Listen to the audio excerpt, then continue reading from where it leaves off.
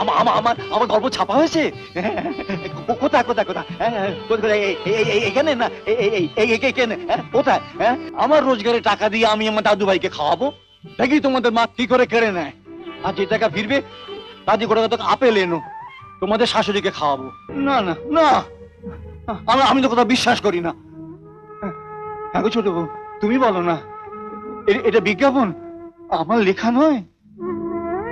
মা, ও মা, বাবা, মা কোথায়? শ্রাদ্ধে গেছে। শ্রাদ্ধ? কার শ্রাদ্ধ? আমার আর ছোট বউয়ের, তোর মেজদার ঘরে হচ্ছে। তুমি না? আমার একটা উপকার করবি তো? টাকা ধার দিতে পারবো না, আমি বলে দিচ্ছি। আমাকে তোর এত ভয়? কি বলবে তাড়াতাড়ি বলো। আমি একটা গল্প বলে যাব, তুই একটু লিখে দিবি মা? কিন্তু বাবা, গল্পটা খুব ভালো, বেশিক্ষণ লাগবে না। কোনো পত্রিকা অফিসে পাঠিয়ে দিলে কিছু টাকা পাওয়া যাবে, সেই টাকা দিয়ে তোর মার জন্য রোজ দুটো করে আপেল কিনে দেবো। তাহলে আপেল খাওয়া নিয়ে কেউ ওকে খোঁটা দিতে পারবে না। ঠিক আছে, খাতা কোথায় বলো? ওই দরজার কাছে টেবিলের উপর আছে, দেখ।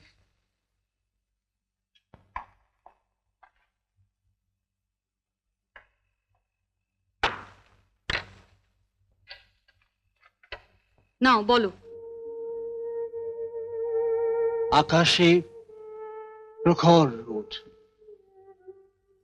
কিন্তু কেউ লক্ষ্য করেনি আকাশের কোণে একটা কালো মেঘ জমেছে।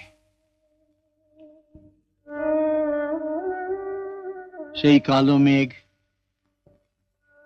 আস্তে আস্তে ছেয়ে ফেললো সমস্ত আকাশটা। সেই কালো মেঘ আস্তে আস্তে ছেয়ে ফেললো সমস্ত আকাশটা। কোথাও নীল আকাশের চিহ্ন মাত্র রইল বাবা, না। চুপ, গল্প বলছি। কাকে গল্প বলছেন বাবা? ঘরে তো কেউ নেই। কেন, লতু? লতু ঘরে নেই? না, ওকে তো দেখলাম মেজদির ঘরে গিয়ে ঢুকলো। লতু চলে গেছে? আমি তো দেখতে পাই না, তাই সবাই আমায় করুণা করে। জানো ছোট বউ, সবার কাছে আমি বোঝা হয়ে গেছি।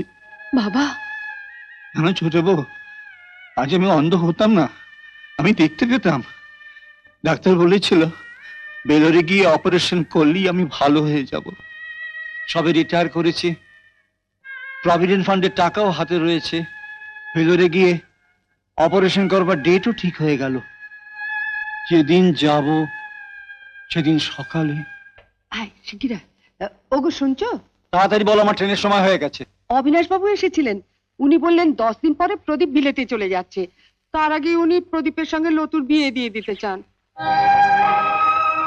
10 দিনের মধ্যে? হ্যাঁ, প্রদীপ উঠতি বয়সের ছেলে, ওখানে গিয়ে যদি মেম সাহেব বিয়ে করে বসে তাহলে আমাদের লতুর কি হবে? ওর থেকে ভালো পাত্র কি লতুর পাওয়া যাবে?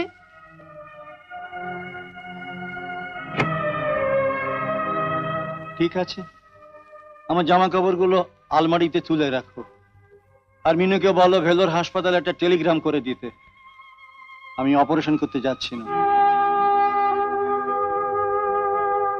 আবার চিকিৎসার টাকা দিয়ে ওর বিয়ে দিলাম। আমার জীবনের যে আলো পাওনা ছিল তাই দিয়ে ওকে ভরিয়ে দিলাম। আমি রয়ে গেলাম অন্ধকারে। সেই মেয়ে আমায় করুণা করছে, আজ ছোট বউ সেই মেয়ে আমায় করুণা করছে। বাবা, আপনি গল্পটা বলুন, আমি লিখবো। লেখার পর আমি নিজে পত্রিকা অফিসে পাঠাবো। আপনি বলুন। কি বলবো বলতো? তবে যা করবি বুঝে সুঝে করবি। বাবা যদি কোনোদিনও জানতে পারেন। কি করে জানবেন? বাবা তো দেখতেই পান না। আমার গল্প ছাপা হয়েছে? কোথায় কোথায় কোথায়? এখানে না, এখানে কোথায়? এখানে এখানে। হ্যাঁ বাবা। ওরা আপনার গল্পের জন্য 200 টাকাও পাঠিয়েছে। টাকা পাঠিয়েছে? হ্যাঁ বাবা।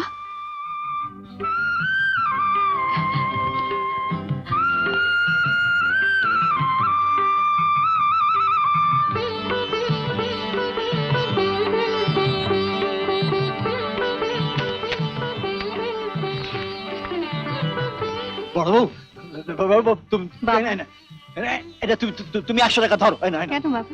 ধরো না বলছি, ধরো ধর ধর ধর ধর ইয়ে করবে, তুমি তুমি এই টাকা দিয়ে 2টো হরলিক্সের শিশি কিনে দাদু ভাইকে খাওয়াবে।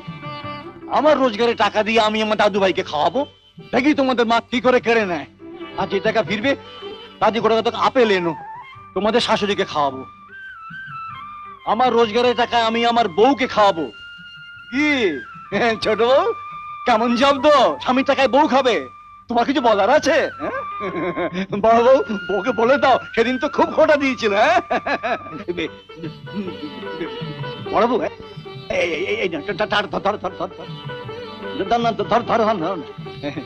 এই টাকাটা দিয়ে কি আনবে বলো তো? কি আনবো বাবা? 2 কিলো দুধ, না না 2 কিলো না, 3 কিলো দুধ আনবে। আর 500 গোবিন্দভোগ চাল শুকে আনবে। আর তুমি 2 কিলো নলেন গুড় আনবে। অনেকদিন নলেন গুড়ের একটু পায়েস খাওয়া ইচ্ছে ছিল, রোজগার নেই তো সাহস করে বলতে পারিনি। ওর মধ্যে একটু কিশমিশ দেবে, একটু তেজপাতা দেবে, জামবাটির একবারই আমাকে দেবে। আমি আর কদিন বাঁচবো বলো? প্রাণ ভরে পায়েস খেয়ে নি। তোমাদের শাশুড়ি ভয় তো কিছু বলতেই পারি না। ডাকো না, ডাকো না তোমাদের শাশুড়িকে। হ্যাঁ একবার ডাকো, আমি নাকি গল্প লিখতে জানি না। হ্যাঁ কি ব্যাপার? এই 2 বউকে নিয়ে কিসের এত মিটিং চলছে? ঠিক গো, আমি নাকি গল্প লিখতে পারি না। এই দেখো এখানে গল্প ছাপা হয়েছে, এখানে এই জন্য আমায় 200 টাকা দিয়েছে, জানো? বড় বউ, দেখাও না, টাকাটা দেখাও তো। তোমার গল্প ছাপা হয়েছে? হবে না তো কি, এই তো ছাপা রয়েছে, 2 পাতা ভর্তি, এই তো রয়েছে। সেদিন তোকে লিখতে বললাম, তুই চুপি চুপি পালিয়ে গেলি। নিজের মেয়ে হয়ে তুই যেটা করলি না, পরের মেয়ে হয়ে ছোট বউ সেটা করলো। কোথায় তোমার গল্প ছাপা হয়েছে? এই তো দেখ না, এখানে 2 পাতা ছাপা হয়েছে। এই তো এইখানে দেখ দেখ, এই পাতা ছাপা আছে, এই পাতা, এই তো ছোট বউ তো ছাপিয়ে নিয়ে এসেছে, ওই তো সবকিছু করেছে।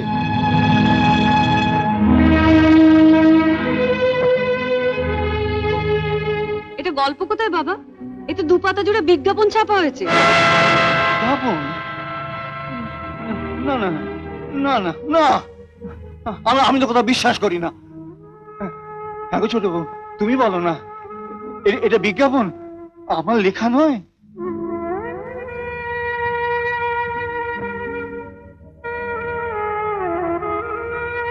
আমি তোমার নিজের মেয়ে তো, তাই পরের মেয়ে ছোট বউয়ের মতো আমি তোমায় ঠকাতে পারিনি।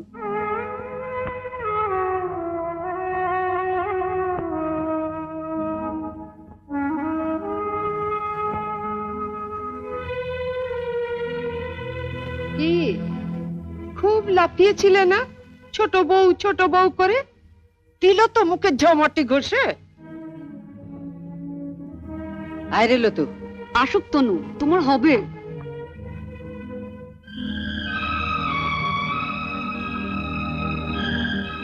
তখনই বলেছিলাম, যা করবি বুঝে সুঝে কর। এখন মর হতভাগী।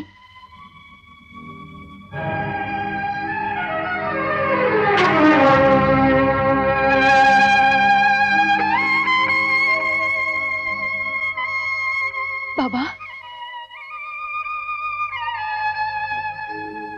তোমায় যে আমি অন্য চোখে দেখতাম ছোট বউ, নিজের মেয়ের চেয়েও বেশি ভালোবাসতাম। অন্য শ্বশুরকে তুমি আজ করুণা করছো ছোট বউ, তোমার কাছেও আমি করুণার পাত্র হয়ে গেলাম। হা ভগবান।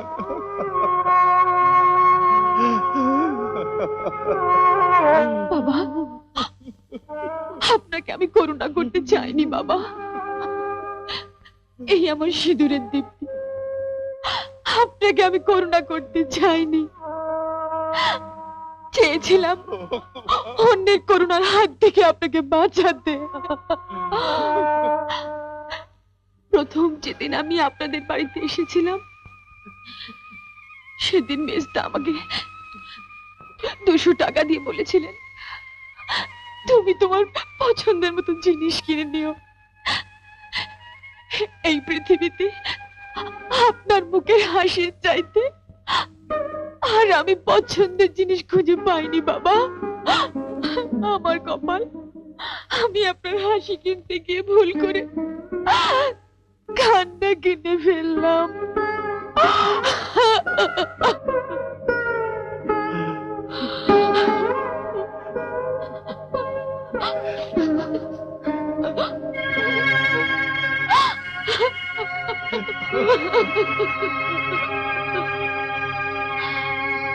বাবা, এটা যদি অপরাধ হয় তাহলে আপনি আমাকে যা সাজা দেবেন আমি তাই মাথা পেতে নেব বাবা। হ্যাঁ, সাজা তো তোমায় দিতেই হবে ছোট বউ। যে পায়েস খেয়ে বুকটা ভরাবো ভেবেছিলাম, আয় আয় মা, আয় তোর ভালোবাসা দিয়ে সে বুকটা আমি ভরিয়ে নেব মা, বুকটা আমি ভরিয়ে নেব মা। মা